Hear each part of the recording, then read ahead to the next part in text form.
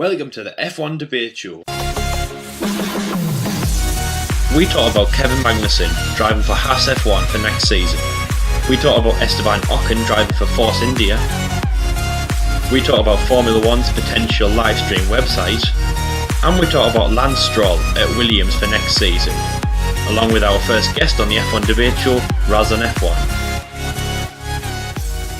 But the biggest news to come out of America in the last few days has basically gripped the world by storm. It's absolutely unbelievable. It's been broadcast worldwide, and some people agree with the decision, some people don't agree with the decision. Here at the F1 Debate Show, we don't know what to make of it. Obviously, it will happen in 2017, and we'll only really know then, but this news has, as I say, it's gripped the world. It's absolutely massive, unbelievable. One of the biggest things that happened in a very, very, very, very, very long time. And that is the news that Kevin Magnussen will be driving for Haas in 2017. Obviously. That is the massive news, obviously bigger than the presidency rubbish that's going on. And yeah, unbelievable. So Kevin Magnussen will be driving for the American team Haas F1, kicking out, or let's just say taking the seat even, of Esteban Gutierrez, a Mexican driver, obviously who was the Ferrari test driver in 2015, came into Haas in 2016, hadn't performed, no points, even being beaten by Stoffel Van Dorn, who only did one race, let's just remember, in Formula 1 this year. Yeah, let's not forget that. So yeah, obviously he didn't have a very good season, he's out, but K-Mag is in, alongside French driver Romain Grosjean, with the team from the States for 2017. Absolutely unbelievable. When Haas will be on a high in 2017, so will K-Mag, and also he'll be on a high for the remaining two races with Renault. As you know, Kevin is an unbelievable talent in Formula 1. I'm backing him all the way. And JT, we made a video a few months ago where he said that he was his 2014 prodigy at McLaren. Obviously, someone needed to fill Lewis's boots. It wasn't Checo. Kind of unfortunate for him, but could it have been Kevin? And I would say it was. But obviously, as you know, they have to make way for Fernando. You can't, say to a two-time world champion, we're not going to have you in the team because we want to keep a rookie in. But obviously, we'll mention that in a bit, in a while. So anyway, Kevin Magnussen, really great. He had a great season with McLaren in 2014, took a sabbatical, and then returned in 2016 with the yellow French team. Their car wasn't very good, as you know. No, he had a few points finishes. He outscored his British teammate, Jolyon Palmer. And as I say, Kevin has brought that car and brought the team to the best of his ability. So yeah, really great from him. I mean, I'm so impressed with what he has done. And if he wasn't in Formula 1 next year for 2017, we would have been like, well, hang on a minute, he's not a rookie anymore. He's had a good season. He really, really has. He shouldn't be up there battling Mercedes. He can't, because he's in a Renault, for God's sake. Yeah. But, he has done, as I've just said, he has done the best of what he could do with that team. So that's really, really great. And he was going to be on Formula 1 for 2017. He has to be. If he wasn't, we would have been very, very, very, very, very, very, very mad. So this is an unbelievable decision. It really is great, but obviously on the other end of the spectrum, you have to feel a bit sorry for Esteban Gutierrez. He had no points this year, no points so far. As you know, obviously you've got Brazil and Abu Dhabi coming. But if he's not going to score points in the last 19 rounds, JT, why would he score points in the next two rounds? And also his confidence will be on a low because he's now out of the team. Probably his final chance in Formula 1. So it's a shame for Esteban. But Kevin, this is amazing. So JT, Kevin Magnussen at Haas for next year. It's going to be amazing for him. This is almost his third chance of making it big time, which I'm sure he will achieve at Haas. So do you think that he will have, as I say, the rookie season that he wanted a third time around with Haas in 2017? I think that will be like a sort of fairy tale with Kevin Magnussen and Haas. Haas this season have surprised us all in a way at the start of the season. They've haven't lived up to expectations at the end of the season. But I think that's because they've solely focused on next season's car. As we all know, the regulations change. The cars look so much different, more racier. So I think a lot of teams some of the teams who aren't doing as well this season might be better. Some teams who are doing okay this season might, downgrade. We don't know how it's gonna shake up the grid. Hopefully Haas have got a very good solid project on the go, which is why they've got Romain Grosjean, who is a very talented driver, Kevin Magnussen, who, let's face it, he hasn't had his fair share of luck in Formula 1. 2014, he had an alright year with McLaren, didn't have the car, got kicked out of his first year, had a year off. 2016 had a year with Renault, some good, some very, probably about 10% of it was high points, 90% of it was low points, and now going to Haas just to start a new chapter, and maybe this could be his, his final point, his final push to make a name for himself in Formula One. I'm very happy that this has actually came about, because when, as like what Elsie said, I did like K-Mag at McLaren. It was one of my favourite drivers at the time. Then towards the end of the season, I thought, he's got to check. Oh, it's like I've just faded away from him. I've kept a close eye on him all the time. He's a calm, cool driver. I think he's got a lot of talent to show. Is he championship worthy? I don't know. He might win one, depending who he goes with in the future. But for all I know, I am pleased he's staying in, because if he were to leave in Formula One, and Julian Palmer obviously staying, he signed for Renault, I think there would have been like a massive up out, because it's like, well, K-Mag's done a better job than Julian, yet Julian stayed and K-Mag's going. But K-Mag is obviously going to Haas, absolutely brilliant. But obviously on Esteban Gutierrez's side, he hasn't delivered in Formula One, not only for this season, but it's 2 years at Sauber. 2013, he scored his first point in Suzuka, P7. Come on, that was just too late in my opinion. I think Hülkenberg scored many a point before then. 2014, both Sauber drivers, Suttil and Gutierrez, didn't score any points at all throughout the season. 2015 had a year with Ferrari with a test driver. But when he signed in 2016, however, guys, he was actually linked to replace Kimi Räikkönen after this year or next year, when Kimi Räikkönen left Ferrari, because obviously Haas, kind of like Ferrari's B team, and Gutierrez part of the development team, was actually aimed to go and sign for them. So obviously that's not going to happen anymore unless it actually does, and they'll be like, whoa, hang on, what's going on? This guy's failed at 2 teams, yet he's just going to one of the the most successful team in Formula One. That would be outrageous, but I don't think that will happen. But what will happen to Gutierrez in the future, guys? I don't know what will happen. I mean, do you know what else? What's going to happen to him? Where's he going to go? Well, I'll tell you, JT, with my powers of seeing into the future, I'm not sure. But as you've said, JT, I mean, this, what's going to happen here? As he was Ferrari. Could he have filled Kimi Räikkönen's seat? Well, not anymore. He hadn't done a very good job if he was going to do that. Just the last thing to say, obviously, on this topic. Before we obviously mentioned about Julian Palmer, is obviously we did say in the preview that the Renault drivers will be battling it out in Brazil for supremacy, who would stay at Renault and who would do what else in Formula 1. Obviously that's not true, because now K-Mag's gone to Haas and obviously Julian stays at Renault, but obviously at time of recording we didn't know that. So just quickly we've got to mention that. I mean, obviously for me and JT, that we did say a few weeks ago, there is now going to be 2 British drivers on the grid for next year, because obviously we were saying that there was probably going to only be one, and that's obviously the man who's running for his 4th World Championship, Lewis Hamilton. And now it's going to be Palmer, it's going to be Steyn, it's going to be 2, which is really great. Obviously Britain has a massive heritage in Formula 1. I can't think of a Formula 1 year where there wasn't a British driver on the grid. Obviously there's a lot of other nations who haven't had years and stuff like that, and obviously Brazil, I think it goes back to about the 70s. But with Britain, I think there's almost been at least one Formula 1 driver on the grid every single year. We'll have to work that out, but I mean, obviously, as you know, all the teams and blah, blah, blah, blah, blah. But we're not just talking about that because it's our country. Obviously, it's great that Julian Palmer is staying to fill that seat alongside Nico Hülkenberg, but obviously he must know now, JT, heading into Intergalos and obviously at Abu Dhabi, the last 2 races, he's signed, that's fine, he doesn't have anything to prove, but it's almost like a mental game for himself, and also to say that, right, guys, I'm in this team, okay, I'm now the leader, if you like, I've been here longer.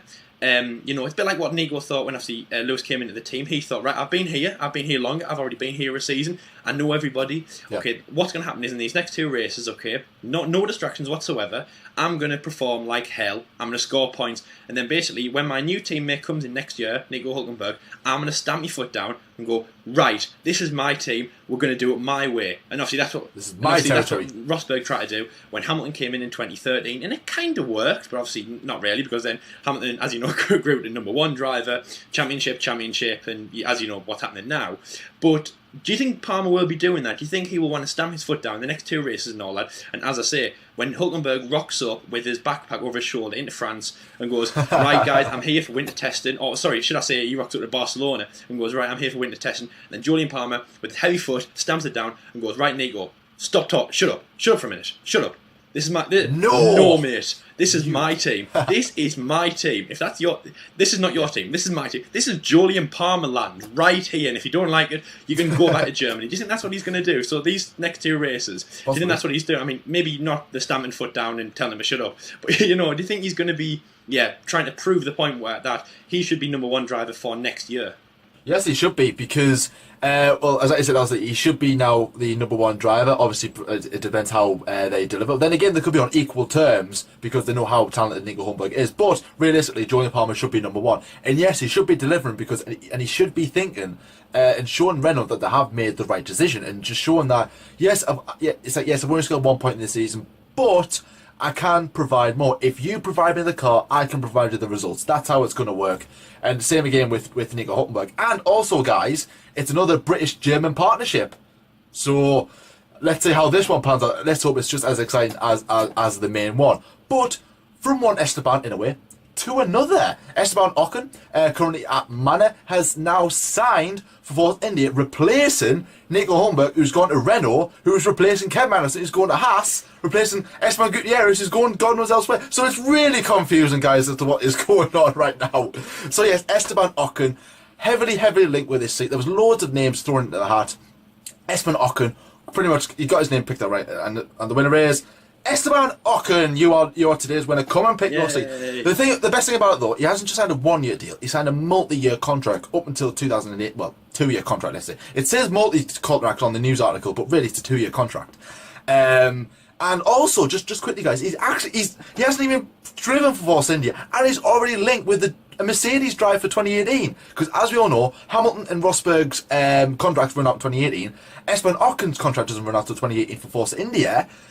And obviously, he's part of the Mercedes team. He's part of the Mercedes development driving and all that malarkey. Hence why he's got to Force India, because they provide Mercedes engines. They'll probably get a cheaper price from Mercedes now.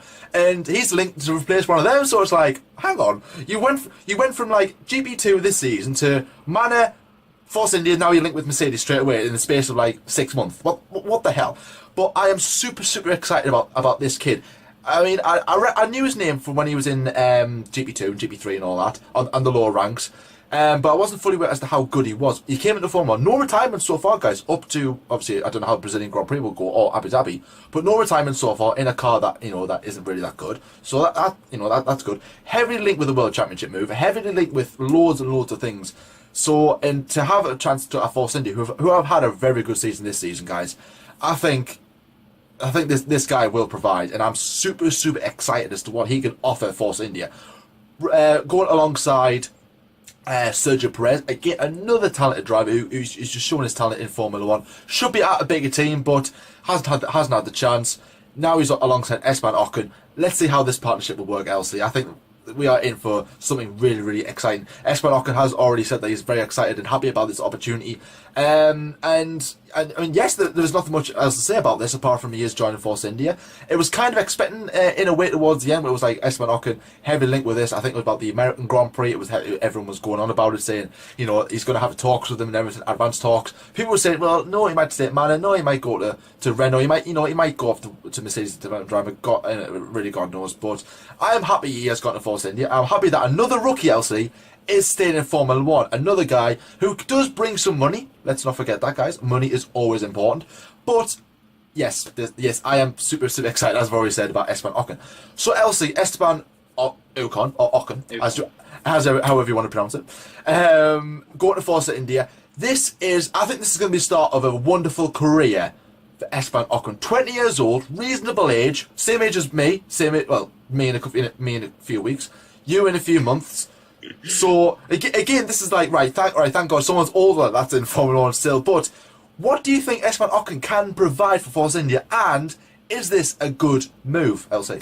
Yes, absolutely unbelievable, JT. Just one of the things that I was going to say when you were talking about obviously going from GP3, GP2, half a season with Manor, and then going to Force India. Luck is on his side, but obviously, of course, there is a level of skill to it. He is the French Max Verstappen, really. He really is. To be honest, I've got to say, I can kind of see into the future, which I know I said I couldn't before, but I'm sorry I can do now. I can't, but I can. I can see into the future, JT, and what's going to happen is, obviously, as you know, Mercedes driver, and as you said, obviously Hamilton and Rosberg, he can fill in for them when obviously they crash with each other and take each other out and stuff, and then break it up now. You've had enough, boys. Go to your rooms. You're out. What I was going to say is obviously Mercedes power. That's the thing. I think it's going to be McLaren. Well, I know they're not Mercedes power, but obviously they work with Mercedes. Or Mercedes, the big one. He's going to fill in with that. A bit like how they wanted Max Verstappen in Red Bull straight away. But yeah, this is an unbelievable move. As I've said, he is a prodigy that everyone has got to watch. I mean, I was so excited to see him in Formula One. Obviously, when Rio left, it then went to Esteban, and you were like, oh, come on, this kid is going to do really great things. As JD said, this is retirements. He is out no retirements so far, which is really great for him. If he can finish the season with no problems whatsoever, which I'm sure he can. If he can do since the summer break, bar 2 rounds, he has not retired. I'm sure he'll be able to do that till the end of the season.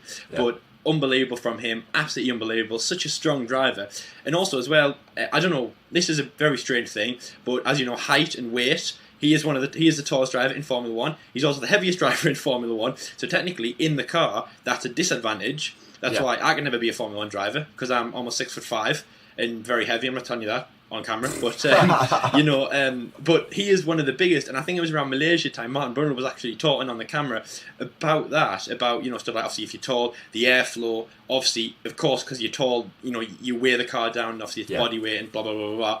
And it's only a small thing, but it kind of does matter, because obviously you've got people like Felipe Massa, who's 5'5" and about 50 kilos. It's unbelievable. I saw his weight and I was like, never, like what? You can literally pick him up like that and just be like... You could, JT. You could pick Felipe up like that. Anyway, which would be good to see. If you just... Oh, random topic. Maybe that's how Williams got him out of the driver, just pick him out of the car. Come on. Yeah, right. That's how Williams signed him from Ferrari. I want to stay with Ferrari. No, come on, let's go, come on. So, yeah. No, drop him in the car. But very strange. So unbelievable from Esteban, unbelievable. He brings money in, but this is a massive topic. It was very uncalled for, because obviously on the other end, on the other side of the garage, his teammate Pascal Wehrlein, DTM world champion, 1 year older, one more year of experience, full season with Manor. Yeah. Obviously 1 point from Austria, so obviously 1 point more than Esteban Ocon. Very strong from him. Obviously, Austria drive was an unbelievable moment. I'd say, obviously, Pascal's Austria, that was like, obviously, Jules's Monaco, just an unbelievable drive where people saw, oh my god, this is the return of Manor. It's unbelievable. Yeah. But Esteban, I'd say half a season less than Pascal, and he's at Force India. Unbelievable. Paired with the Brazilian, I was going to say, sorry, the Mexican. The Mexican, yeah. This is unbelievable. And again, like Palmer, I know he's a new driver, but Esteban, this is Esteban Ocon country. This really, really, really is. Oh, it is. Absolutely amazing from him. Just Ignore wow. Me. Absolutely amazing, yeah. Ignore JT, like many people do. So anyway, the next topic, while he just fixes his poppy, is the Formula One live stream, which could be on air from 2017 and onwards. Basically, the backstory to that is as we know, and as obviously JT said and stuff like that, Formula One, TV licenses and stuff like that, and Formula One is expensive. Obviously, if you don't have, say like Sky or obviously other big providers through the season, if you don't have those, then Formula One can be very, very expensive to watch, and obviously that means a lot of fans are missing out. When we've done live streams and stuff like that, we get more viewers, and people do say on there, they say, well, hang on a minute, obviously, as we know, there's other sporting events, and like channels are showing them and not Formula One, and obviously that's bad for us, because we don't want to watch darts or golf or lacrosse. We want to watch Formula One. I can't play golf. We don't want to watch lacrosse or the Ashes or cricket or whatever. We want to watch Formula One. Yes. So anyway, like many people have tried to get a live stream, instead of Formula One saying no, that's bad, you're not paying. Instead of them saying that, they're now going to launch, or well, it's a possibility that they're going to launch a Formula One website with a live stream on it. Now, obviously, what would happen is, obviously, the Formula One cameras that show Formula One on the telly, you'll be able to watch this on the computer now, on the website. Now, it probably will follow fees. I've got to say, I think it probably will. It wouldn't be free. No way in the world would it be free. You get now for now, as JD said, it would never be free. But even a small fee, and then there's your Formula One, bang in there. It's not crap quality. It's on the computer. I mean, I've got no idea who would do the commentary. It might be, like, I don't know, it'd probably be like maybe an English one, or like a universal one. Or it might just be no commentary whatsoever. It might just be the cameras. But as you say, it'll be there. And obviously, people when obviously like I'm away, and when obviously JT watches Formula One on Channel 4, and when it's not on Channel 4, you can watch that no problem. On Formula One weekend, you just log on onto this website. No viruses or nothing like that. No other pop-ups or whatever, which obviously everyone's encountered. You watch Formula One. There it is. Bada bing, bada boom. There we go. No problems whatsoever. And you watch it, no problem whatsoever. JT, and I know you'll be very excited about this if this actually happens, which I think it is, because there is not a petition, but like a sign-up going on. Yeah. Obviously, everyone is on board with this, and we are promoting it as well. So obviously, yes. FIA, if you're watching the F1 Debate Show, first subscribe. Yes, then secondly, always take this into account. Yes, and I mean, if you're watching this, FIA, FOM, I don't know, Charlie White, or whoever, Bernie Eccleston, or Chase Carey, whoever. If you want some commentators for that stream, give us a call, give us an email, give us a text. Yes, exactly. Oh, that would be great. LC and JT's live stream. As a comment, how good would that be, guys? Let us know in the comments below if you want to see that. So what do I think about the live stream? I think it's a really good idea because, as like you said, not everyone could afford to watch Sky or pay for it and everything like that. And if you're just a Formula 1 fan who wants to watch the races every weekend, obviously has Channel 4, can't watch it every week on Channel 4. They don't want to pay something like 15, 17, 99 a month, or however much it's 29.99 a month for Sky Sports. Just to watch Formula 1, it's a bit of a waste of money. I mean, yes, Formula 1 is a good sport, but just to watch one race every week or two and then have 3 months of no sport, it's expensive. So not everyone can afford it. So I think this is a really, really good idea about getting fans to pay. I don't know how it will work. I mean, probably pay towards fees, as like LC was saying. That you can pay monthly. I don't think it might not be as good as watching Sky F1. I don't know how, as I said, I don't know how it'll be. There might be no commentary. There might not be as good quality. But at the same time, this would be helpful. And actually, the FIA and the FOM actually helping us, LC. That's a first, isn't it? Instead of us getting banned or anything by watching streams or whatever. So I think this is a very, very good idea. This could also be the future as well, maybe live stream Formula 1 races, because as we all know now, YouTube and obviously mainly YouTube, loads of streaming services available there, so maybe they can provide one there. I know loads of football matches. I know there's obviously the UFC matches have been streamed on YouTube as well, like very important rugby matches when the World Cup was on, so they were streaming on YouTube. So why not Formula 1? Let's maybe we might do a deal with YouTube. They might go in a partnership with YouTube. That could be a new sponsor, LC. That could be, or they could ask us to stream it. How good would that be? They would. That would be amazing. And obviously, JT, Liberty Media owns Formula 1, so that would be very special from them. That would be probably one of the best things. And that's what they were going to do, just quickly on that. That's obviously what they wanted to do when they bought Formula 1, is make it just a media hub. Because obviously, not everyone's going to be at the races. How do you show people the races on television? What's television? A media platform, Liberty Media. There we go. Just connect the dots, and there we are, Liberty Media. It was almost like a premonition that they should have bought Formula 1, and they finally did. But yeah, JT, this is the way forward. Absolutely unbelievable from them. I do hope this happens, but obviously, guys, we'll let you know when we first hear it first on the F1 Debate Show as ever. So the final topic to move on to is another transfer rumour. I say transfer rumour. It's actually been confirmed. Guys, we're confirming stuff left, right and centre for you guys today, guys. This is no rumour, all that rubbish. This is confirmation, guys. We are on fire today with all these confirmations and transfer rumours. Anyways, is the news that, well, this was announced last weekend. Obviously, we just missed out. Lance Stroll is replacing Felipe Massa at Williams. Now this is too. Now, when I was reading this article and reading stories about it and everything about Sky Sports or whatever, that he paid about $30 million. I think it was. Lance Stroll's dad, Lawrence Stroll, has paid towards that, so you could say, he paid his way in. But if you look at Lance Stroll's records in the previous single-seater racing he's competed in, he's won every single one. So that just proves that he's a good racer. Money can't really buy you championships. Can't win you championships because you've got to be a good driver within yourself. Money can't just all of a sudden make you the Mike Schumacher, Ayrton Senna, Jim Clark. It can't do that. It only buy you a seat in Formula 1. You have to do the rest. You have to provide the work, the answers. So he's a talented driver, and there's a lot to come off by him. I think is he 18 years old? So very, very young. 18. Max Verstappen era. So you've got Ocon 20, Max Verstappen 19, and Williams Lance Stroll 18. Probably, I think he turned 19 by the time he joins Formula 1. So loads of young guns here going left, right, and centre. It's really, really absolutely crazy.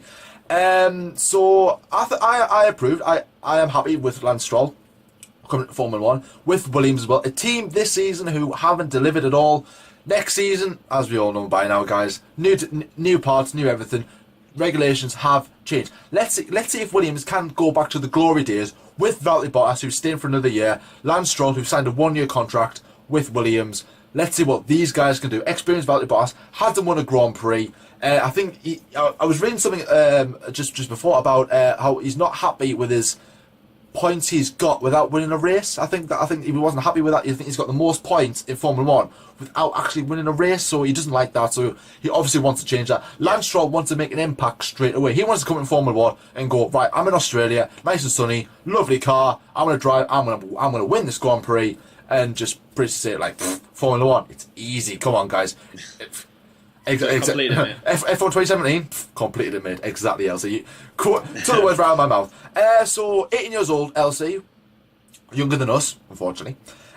He's going to Williams, a legendary team. And can he be maybe one of the next prodigies for Williams and maybe put his name in, not only in Williams Hall of Fame but in Formula 1 Hall of Fame?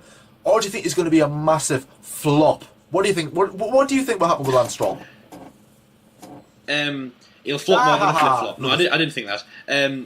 Yeah, I mean, obviously, JT, now the philosophy is coming true. It's now true that obviously Formula 1 is now a younger sport. You know, you don't have to be like mid-20s or whatever to get into Formula 1. As you know, we have two teams on the grid at the moment, and Max entered when he was, 17/18. Wow.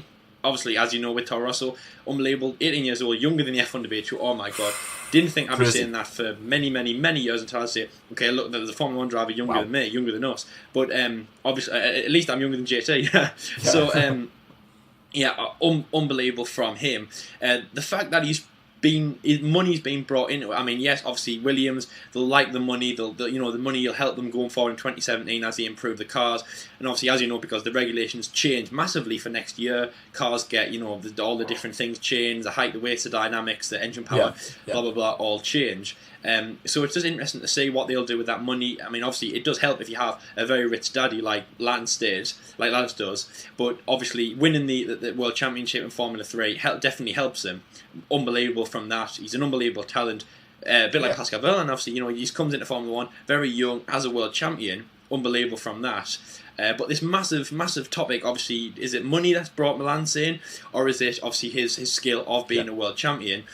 We need, it's not just LC and JT's opinion that we need. We also need a third opinion. Yes, guys. So the next person that we're going to bring in, is our first guest on the F1 debate show, and he is also a fellow Formula 1 YouTuber. So again, he launched this channel this year. He talks about Formula 1 in vlogs and stuff like that. His name is Raz on F1. You'll be able to find a link in the description. So obviously welcome to him. We're going to get his opinion on this topic. So obviously, Raz, welcome to the show. Thanks for having me, LC. It's an honour to be here, mate. And I'm really honoured to be on the F1 debate show. And you've really been supporting me greatly, and I really appreciate that.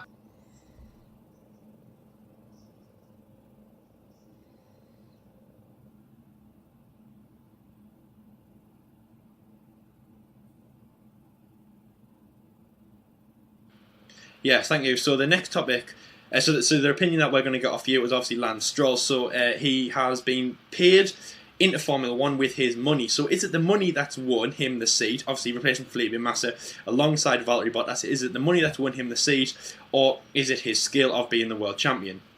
I think he's deserving of the seat because, or should I say, the super license, because I don't believe the FIA would have let him, would have given him the super license if he didn't deliver in the other formulas. However, yes, I think in terms of what Williams have to consider is he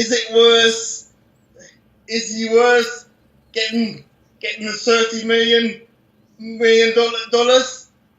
straight out, or would they have been better getting an established driver, and then maybe they would have scored more points